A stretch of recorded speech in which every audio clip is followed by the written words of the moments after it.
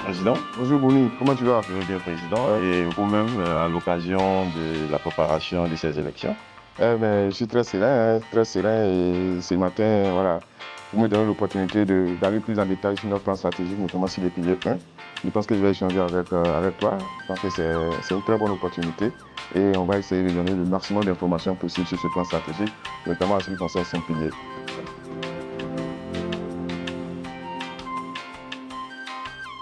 Dans les 2 premiers épisodes de cette série stratégique, nous avons posé un diagnostic bien clair.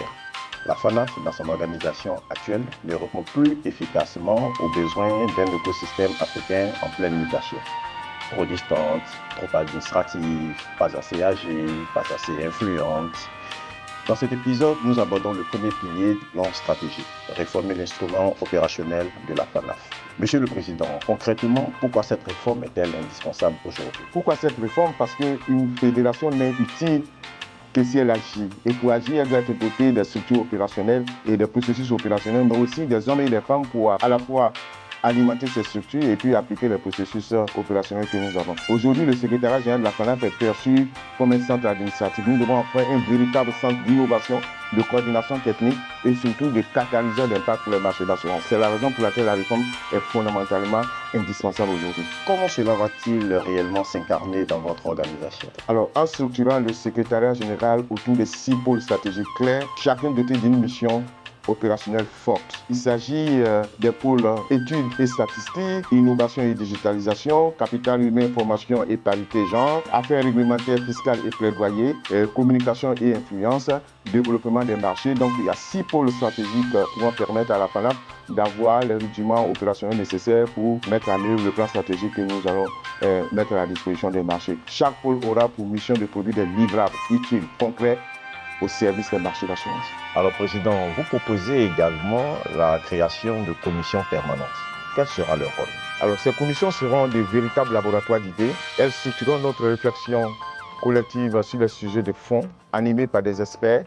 Elles vont nous permettre de renforcer l'ancrage de terrain et de produire des livrables qui soient concrets et des livrables qui soient utiles au marché d'assurance et au-delà des marchés, les compagnies d'assurance. Et Président, quels thèmes couvriront ces différentes commissions? Alors, 6 grandes thématiques. Première thématique, innovation, digitalisation et données. Deuxième thématique, réglementation et fiscalité. Troisième thématique, assurance obligatoire et inclusion sociale. Et on entend par inclusion sociale tout ce qui est assurance émergente, mais surtout la micro-assurance. La quatrième thématique, c'est assurance et financement des économies.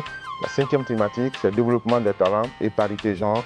Et la sixième thématique, c'est appui au développement des marchés. Voilà un peu ces 6 thématiques-là qui vont constituer l'ossature. En tout cas, de façon thématique, les commissions qui vont être mises en place. Et encore une fois, ce sont des commissions permanentes qui vont être véritablement l'ancrage entre la FANAF et les marchés.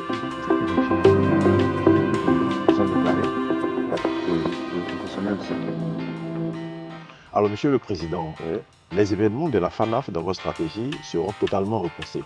Que faut-il attendre à ce niveau? Ce sont des observations qui nous sont remontées par un certain nombre d'acteurs du marché, en ce sens que nos forums et assemblées ne doivent plus être de simples lieux de discours, de simples lieux de résolution, des moments uniquement festifs. Nous devrons vraiment travailler. Donc, nous allons vraiment introduire des formats collaboratifs avec des instructeurs, des ateliers thématiques. Nous allons vraiment introduire du concret. Et surtout, ce qui est plus important aussi dans tout ça, c'est d'avoir un mécanisme de suivi pour s'assurer que les décisions trouvent un écho local. Et c'est ça aussi l'enjeu de cette transformation, c'est d'arriver à faire en sorte que les résolutions qui sont prises en Assemblée générale, les résolutions qui sont prises à travers nos différents forums puissent avoir en termes d'impact, des effets mesurables par les différents acteurs. Et ça, pour nous, c'est hyper important. Alors, Président, nous allons vers la fin de notre entretien. Vous avez tout à l'heure insisté sur le rôle d'influence que doit avoir la FANAF. Mais la question, pourquoi maintenant? En tout cas, pour nous, la question d'influence, elle est importante. Nous sommes un secteur d'activité qui est au confluent de tous les secteurs d'activité. On peut prendre une réglementation au niveau de la régulation des données qui vont nous impacter. On peut prendre une réglementation au niveau du secteur bancaire qui vont nous impacter. Donc, nous avons besoin d'être partie prenante à toutes ces réglementations. Et ça, nous avons besoin d'une FANAF forte, une FANAF influente. Il faut vraiment travailler à ce que la FANAF puisse faire partie des instances où Il y a des discussions qui sont menées à la fois sur l'avenir de l'Afrique, mais aussi surtout sur l'avenir du secteur financier, sur la mobilisation de l'épargne, sur l'inclusion sociale, sur les cyber-risques, sur le climat. Nous avons besoin d'une FANAF vraiment qui soit à ce grand rendez-vous avec des délégués thématiques qui pourront évidemment nous faire des feedbacks, mais en même temps être en mesure de produire des livrables qui vont aider à mettre en place ces orientations stratégiques, ces principes généraux qui vont guider plus ou moins le secteur financier dans son ensemble. Donc une FANAF forte, une FANAF influente, une FANAF qui fait partie des débats, une FANAF qui fait le débat, une FANAF qui impacte et qui véritablement fait en sorte que le secteur des assurances puisse avoir les lettres de noblesse dont il mérite. Alors, Président, nous voici à la fin de notre entretien qui a abordé le premier pilier de votre plan stratégique. Naturellement, quelle est votre conclusion? Qu'est-ce qu'on doit retenir de ce premier pilier, Monsieur le Président? Nous avons les éléments nécessaires pour mettre en œuvre le pilier 1.